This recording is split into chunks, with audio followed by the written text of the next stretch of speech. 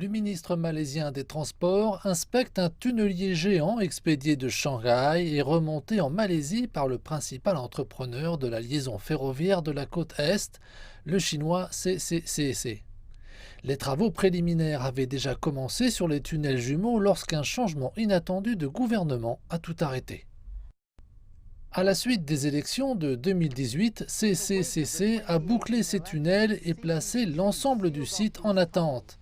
Et avec l'annonce par le nouveau gouvernement d'un changement radical d'itinéraire, il n'était pas certain que le travail ici ne puisse reprendre.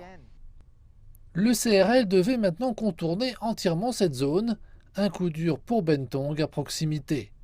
Bentong est en effet le plus grand centre entre la côte Est et la grande région de Kuala Lumpur de l'autre côté des montagnes. Les gens de Bentong sont si tristes, les hommes d'affaires de Bentong également.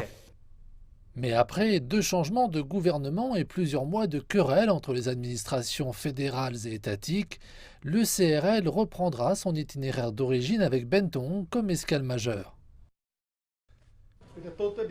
Avec une distance totale de 16 km 390, c'est le plus long tunnel ferroviaire d'Asie du Sud-Est et c'est la section la plus difficile.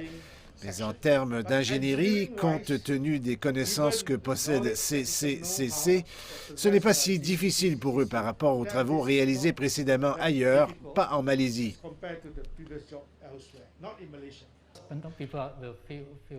Les gens seront très heureux. Cela donnera à Bentong un coup de pouce et un boom très puissant. De plus grandes entreprises, des entreprises plus innovantes viendront à Bentong pour s'y installer. Elles investiront à Bentong. Ça ramènera les jeunes et ces professionnels à Bentong. L'objectif est d'achever le creusement de ce tunnel en 3 ans et que la liaison ferroviaire de la côte Est soit opérationnelle fin 2026.